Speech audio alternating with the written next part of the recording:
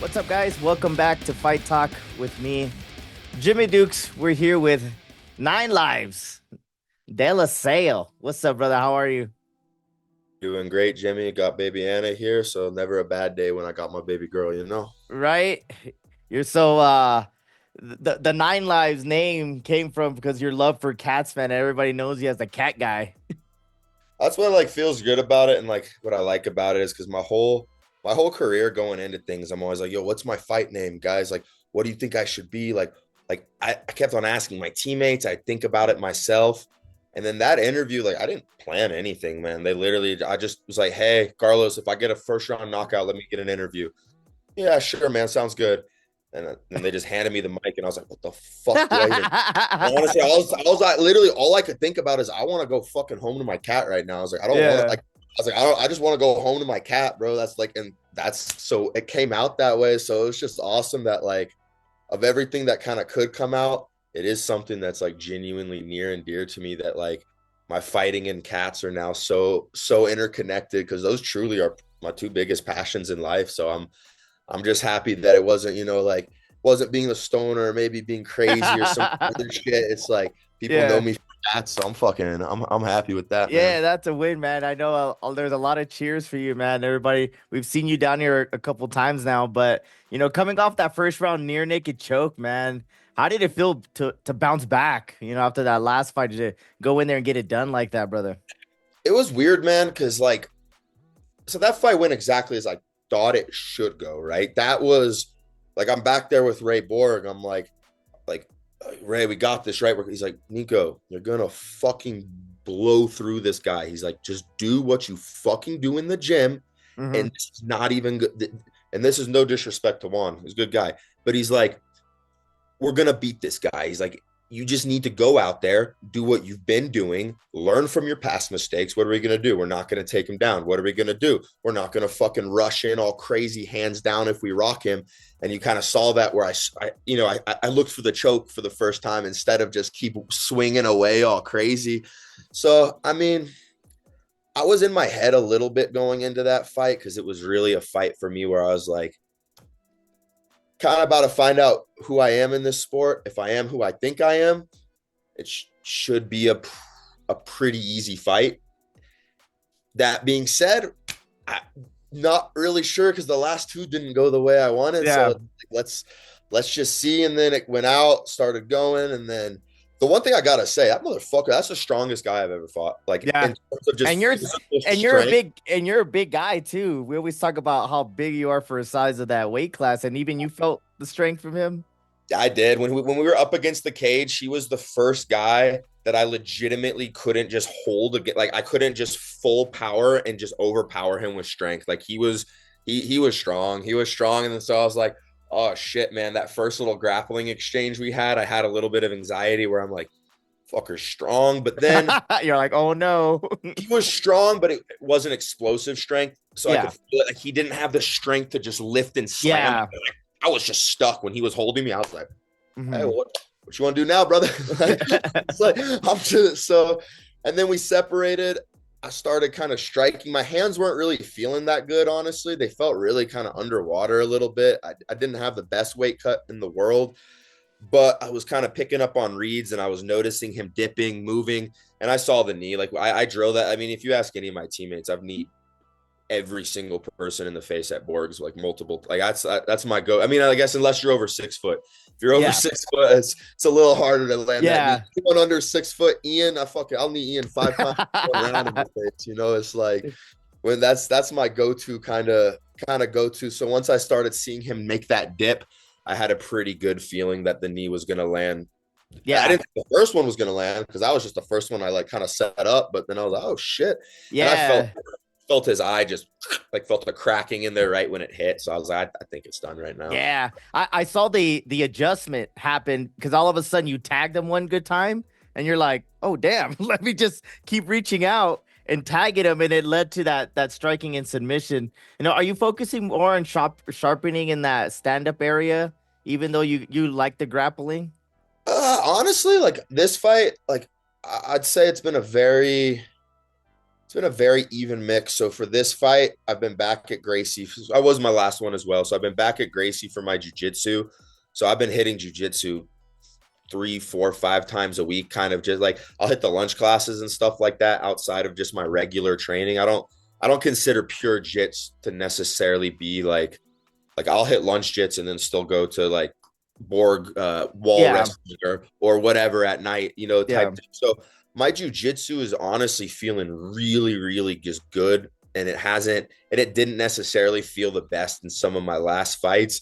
And then my hands too. I've been going over to Holmes Boxing Gym out here because Jerome Rivera, my other coach, he's actually fighting in a boxing match 2 weeks after me, making his return to combat sports after 4 years. So I've been going over there with him, just getting some work in here and there over at Holmes Gym. So honestly, I think this is probably just the best camp I've had, man. Like normally I come into a fight a little concerned, maybe like, shit, I didn't wrestle as much as dude, I quit my job for that. Like I literally just 2 months, no, all I've done is just train. That's it. Like lunch classes, going to Albuquerque 3 times a week plus. And it's like, I I truly don't know if my body would have been good to train more than I have been. So in my mind, I'm just feeling confident because like I've dotted my T or fucking dotted my I's, crossed my T's and everything in the jujitsu and the wrestling and boxing, gone to Muay Thai class. Like I've got out of my comfort zone and that's something I don't normally do. I'm a very comfort focused trainer. I like to go to my gym where I know my guys. I like to say what's up to my boys and then we beat each other up. I land, yo, bro, you good? Like if I land too hard of a shot, I'm the kind of guy, hey man, my bad. But like you go into a boxing gym that you don't know anyone there, you hit the dude too hard, you're fucking fighting now. Like you're not like that dude doesn't give a fuck when you say my bad. yeah, He doesn't even know you. yeah, Bro. You just yeah, showed up at my gym and you attacked me. Now we're and yeah. that's been good, man. I needed that. I I needed to love just that. I love hearing that. I feel like it seems like you're in a good. I mean, as we've talking, I've gotten to know you, and we've had some conversations, and it's cool. I was even talking to Ian, getting to know you guys a little bit down in Austin while we were sitting downstairs. It was oh, cool yeah. because I that's the reason I like to get to know you guys away from the fight game and see what we got going on. Does the you quitting your job and focusing this on 100% is kind of like you felt comfortable enough knowing that I'm already doing well. If I could just focus this on 100% and get out of those comfort zones, I can't even imagine how much better I could be, right? And it's like it's everything, man. Because it's not only that, but then it's like I could be training clients, man. My job could be literally holding pads for people. It could be doing stuff related to fighting. If I'm gonna take fighting 100, it could be coaching class. Like if I'm gonna make a serious run as a professional fighter, it's not gonna be working 4 days in a Best Buy warehouse and then fucking. It's gonna be training clients, getting up early, doing all running classes, doing shit like that. So my logic behind it is even though I don't necessarily have like the next thing lined up, I do believe in myself in this fight. And I do believe that this is going to kind of lead into bigger opportunities with personal training, with teaching, with so many other things. So I do think when I kind of kick start back into working again and doing more stuff in my life, I just want it to be more tied into fighting. Like unloading literally 25,000 pounds a week of appliances from Best. That shit was not making me a better. That was hurting my back, getting me tired. Like I wasn't becoming a better fighter because I unloaded 25,000 pounds of like, I mean, maybe a little bit of strength and conditioning, I guess, but like I could go actually do strength and conditioning if I had the more time and shit. So no, I'm just kind of revamping and refocusing my life. I've always had very fortunate resources in my life, so I'm not necessarily.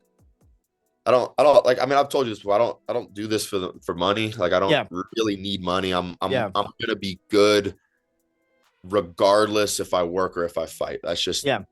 just between. I guess not between us because it's on an interview. But Yeah, no, you've kind of said it here and there, but that's the thing is that now you're taking advantage of the time. Kind of like, all right, exactly. yeah, just kind of like, hey man, like if I can financially be okay and not have to work to focus on this fight game, like I might as well, right? You might as well take advantage of the opportunity, right? Looking at making some trips maybe here soon coming. I know ironically I wanted to go to Arizona and train at the gym with the guy I'm fighting because me and Yanni become pretty good friends. But then once I got matched with his teammate, we were like, all right, let's push off. We'll push that off till after we fight, and then I'm gonna come out to Arizona and get some work in with you guys. But no, just shit like that, man. I'm gonna go do some traveling coming up. I want to just expand my skill set horizons, and Borg and Jerome will always kind of be my home base and my home gym. But I think there's a lot of opportunities in the fight world to kind of just grow and just put yourself out there. So, coming forward, I want to travel. I just want to, I want, as you said, take advantage of the fact that I have the resources and abilities to do a lot of things other fighters can. I was even telling Ray, like, if we get offers for fights in other countries, I can like, if I have to shell out $1,000, $2,000 to make the trip, I can do that. Like, Yeah. Like the opportunity makes sense. If the opportunity makes sense, the finances are not a worry. So let's start. Let's just see what we can do with this. I'm gonna give it 100%, and then, if I don't make it, I want to know that I gave it everything. Nice. I love hearing that. Yeah. Yeah. Like, no, I'm just saying, but I like that you say that, because every time we've talked, and, even off the camera, like, just the honesty you have of how you carry yourself and what you're trying to do. Like, hey, man, I'm pursuing this and I'm getting better at it. And as I'm getting better at it, I'm being more open to what I could do and what should I avoid. So I love that, the fact that you're evolving now that, I've gotten to know some of you guys, and I get to see you guys evolve as a fighter and a human being. You know what I mean? So I love seeing that the most, regardless how your fights go, win or lose, man. I love seeing the growth in you guys. No, that's honestly too, man. I was laughing the other, like, just thinking to myself, because I was like, there's nothing that could happen in this fight that would make me run out of the cage again. Like, I was like, win or lose or whatever happens, I was like, I'm excited because I don't think there can. Yes, if I lose, I'm going to be very disappointed. But if I lose, it's also going to be an opportunity for me to show where I've grown in other areas of my life as well. This is going to be my last amateur fight regardless, Jimmy. So, like, this is it for me, amateur. I'm either never fighting again or I'm going pro after this.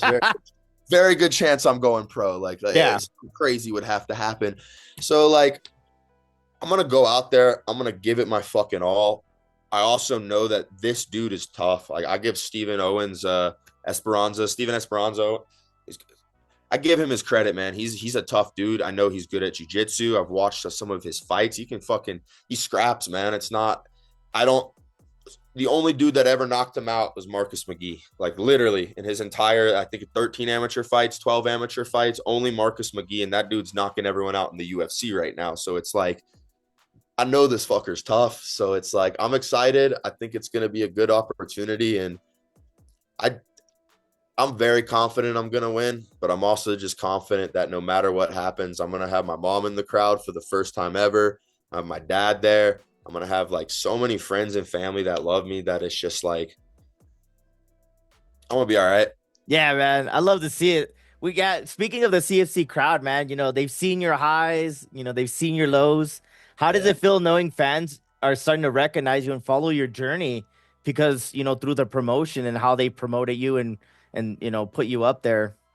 Hey, man, it's awesome. And that's why I've told Carlos, like, I mean, obviously I pretty much consider CFC to be my home organization now. I mean, again, I get a good amount of offers in between fights. People, like, I'm promotable. People, if you throw me on a card, it's better than not having me on a card for the most part. So most amateur promotions, APFC, Empire, all those guys, they reach out to me, but I just have always felt love from CFC. When Carlos says, hey, man, I'm going to get you a good matchup. Hey, man, I trust him. I'm like, I'm not worried that this dude's some fucking black belt with 200 street fights that are off the record. Like, what Carlos tells me, I'm like, I think Carlos actually wants to see me win and succeed too. So fuck, man. Like, if that's how I feel from the promoter, I'll give you guys my trust, and you'll have 9 lives at any event that I can get on with you guys, and we can make it work. Like, you guys will have me. And it's, the crowd gives me the love. The people give me the love. Like, when I fight out here in Albuquerque, it's fun, man. But, like, I don't think anyone asked me about Anna last time I fought out here. When I fought out there, bro, here's my cat. How's Anna? It's like, I'm like, that's literally, that's hell, that's what I want to talk about. Like, that's why Yeah. I fight. So when I'm in El Paso, it like the reason for me fighting makes sense when I'm in El Paso. Other places, I like Yeah. fighting, so it's fun, but it hasn't always felt, That little cherry on top, dog. yeah, that cherry on top, man, that you guys give me out there. So that's Hell why I yeah. love for you guys. I love it, man. Obviously, you're talking about ending your amateur career, and you've gotten better as a job when it comes to this. Every fight camp has its challenges. What's the toughest part so far leading up for this one? Honestly, man, just as I'm getting a little bit older, like I turned 30 this year, it's just kind of balancing sometimes, like just like your health, and like sometimes I'm like, man, I'm fucked up right now. Going to sparring right now with these killers going to make me a better Fine. fighter, or is it just gonna fuck me up and just like, and I just, and this camp I started making a little bit more of those decisions where I'll be like, hey Ray, I hit lunch jits and I just sparred 10 rounds of boxing at home. Business decision. I think I'm gonna call it on the on coming up and doing Muay Thai tonight, because like Yeah, business decision. Yeah, I feel I you. can hear ringing in my. I don't think I'm gonna do well. And it's like in the old me, I would have just pulled up concussed, Yeah. all raw, still blood in my mouthpiece, like, and just done more rounds. Yeah. And like that's not the Yeah. longevity of this game, man. And Yeah. I'm training a lot smarter than I did in some of my earlier fights. Yeah, man. I love hearing that. I love the honesty with you always, man. What can fans expect, this last time they get to see you at Oh, bro, I'm CFC just 5, like, man? I'm gonna be honest with you. My life's fucking crazy right now. I got a whole bunch of just crazy personal shit going down. So for me, it's like I'm just gonna fight like I got nothing to lose. Like truly, it's like everyone I love is gonna be there. The other people that I don't love are more or less removed from my life now, so they don't even really matter. So it's like this is truly like an opportunity for me to kind of play my heart song in that cage and just let everything go. I mean, I if things go the way I want, either me or Steven's getting knocked the fuck out. Like I I saw don't. that post. You're like, somebody better be on the floor. That's what I told fucking Juan too when we were facing off. I'm like, brother, I literally don't even care if you fucking knock me out. Just don't be a bitch. Let's one of us get knocked the fuck out. I promise you, I will not shoot the whole fucking fight. I will just stand and bang with you. But then I need someone that's also going to stand and bang with me, because if you Yeah. shoot the whole fight, it's going to be hard for me to knock you out. So like I will give you equal opportunity to knock me out if you give me an opportunity to knock Yeah. me out. How does that fucking sound, man? Does that sound like a fun fucking time? Oh my And when I God. say that, I feel like sometimes they're kind of like, oh shit, this dude's a little, Yeah. like, Yeah, that's what I'm saying. Well, like I was even kind of talking to Ian earlier. I was like, hey, live by this. I love how you guys are live by the sword, die by the sword. You know what I mean? fuck Like a yeah, lot. dude. I mean, it's people can say that, but you guys are like have lived it. You know what I mean? It just like it's crazy to hear that, but obviously I'm rooting for everybody at the Southwest, and when you get a guy that's across from you that has such experience as well, I'm sure he'll gladly get to be toe to toe with you in anywhere the aspect, either standing up or on the ground. I think me and Ian have 3 fights that have gone to decision, and like 21 MMA fights between the two of us. Like Hmm. literally, I have one. I think he might have 2 that I can think of right now off of the top of my head. But yeah, no, me and that, and it's in the way we spar too. When you see us sparring, we either dropping the dude or we getting dropped. Like Right? it's like, hey man, I'll go hard too. So it's like it's one of those. It's like that's what I respect about me and Ian too, though, is like a lot of other guys, I feel like they fight for sport, and they fight to honestly, they fight for the combat and the sport aspect and all of that. Me and Ian just like we just go out for kill or be fucking killed, man. Yeah. It's like literally, like I don't give it. Like we'll be backstage and I'll just be like, if I'm fucking retarded after this, brother, it's been a good friendship, man. We just dap each other up and just walk out. It's like, Nice. I love it.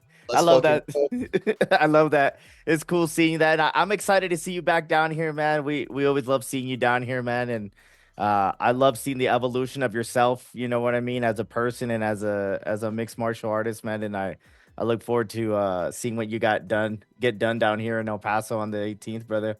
It's going to be a fun fight, Jimmy. I really think it's going to be a fun fight. I think Steven, the one thing I'll say about him is even though he's a little more of a jiu-jitsu based guy, he likes a good fight too. I've watched all his fights. He likes to fucking fight. So it's like once the fights gets going, I got a feeling me and him are gonna trade some leather. So that's yeah, I've watched his fights enough to know there's no way that we ain't trading at least a little bit of leather in Right. there. So I'm Yeah. looking forward to it. And I also just truly believe if I can land one clean shot with any four of my limbs, that should alter, even if it doesn't end the fight, it makes them not want to really fight anymore. And so then it's just a matter of time until I end the fight. So I'm feeling good, Jimmy. Nice, man. I'm excited for you.